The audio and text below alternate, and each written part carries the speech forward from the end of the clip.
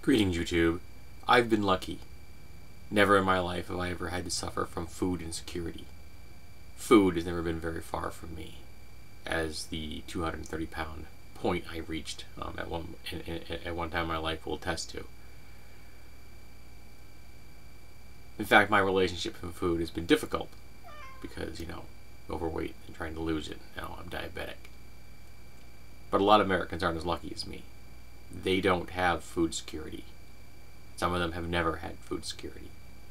In the United States, 1 out of 6 people suffers from food insecurity, as opposed to Europe, where 1 out of 20 people suffer from food insecurity. The United States, the richest nation in the world, quite possibly the most powerful nation that's ever existed, and 1 out of 6 of our citizens suffers from food insecurity. 1 out of 6. We should be appalled by that. That should be headline news every single day until the problem goes away, and of course, it isn't.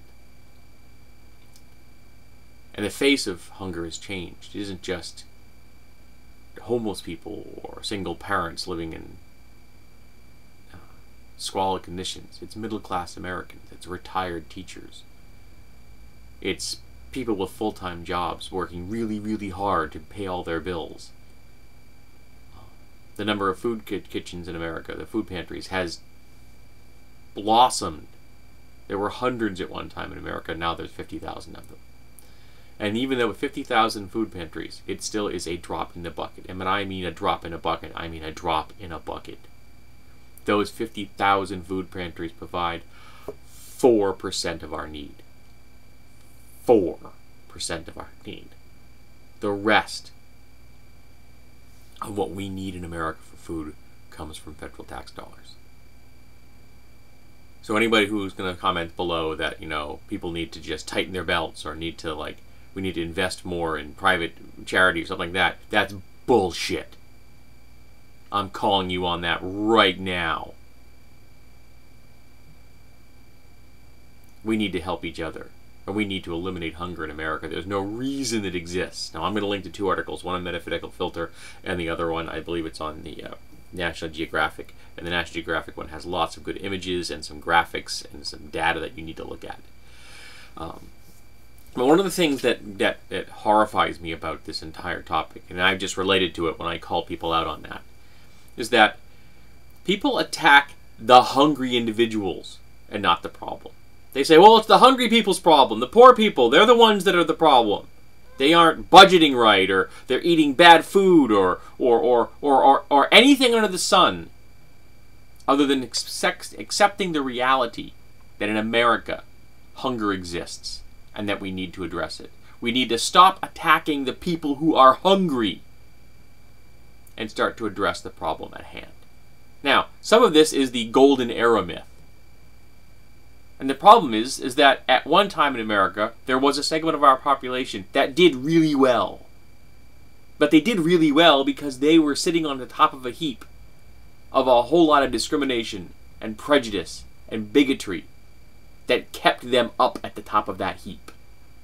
And as we began to dismantle all those horrible, horrible things, inequality in labor and in civil liberties and everything, suddenly, the ugliness that had kept those small group of people living some really nice lives came to light. But the yearning for that really wonderful time that small group of people had never went away.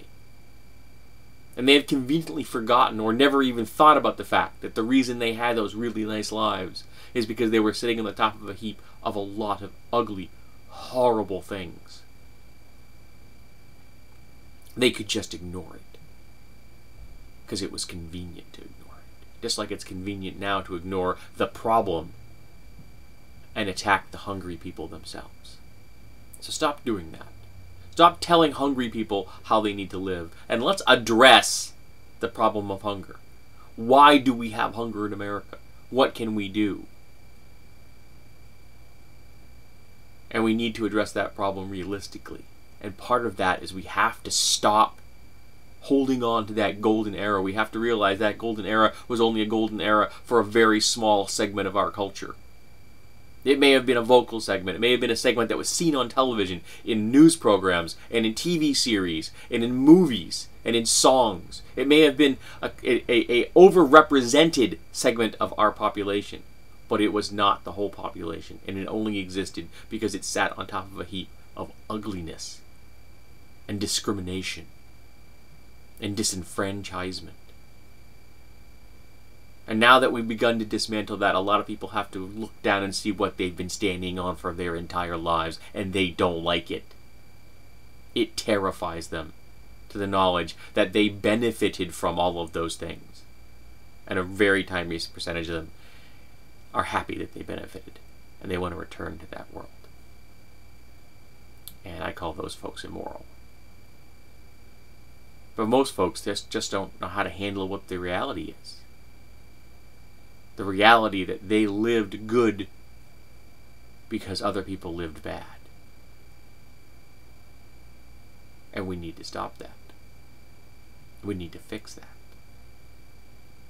And we need to make sure that no person in America, no one, citizen, undocumented worker, visitor, no one goes hungry in this country. There is no reason for it. Never has been, never will be. And more food pantries aren't going to solve the problem.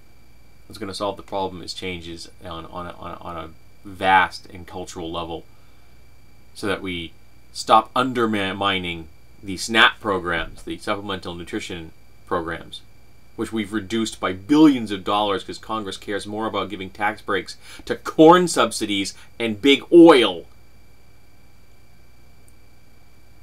than it does to make sure that people are fed in America. The wealthy don't need more tax breaks, folks. We need to make sure that the money goes to the human beings that live in this country that are hungry, that are homeless, that are ignorant. We need to make sure that those people get the funds they need, and the wealthy can just do without. Maybe they won't buy another yacht next year. Maybe they'll decide maybe that 16-year-old won't get his own car. Maybe they won't retire at 60. Maybe they'll actually have to go to 65 like the rest of us. Or 70. Or 75. Or some of us will never, ever retire.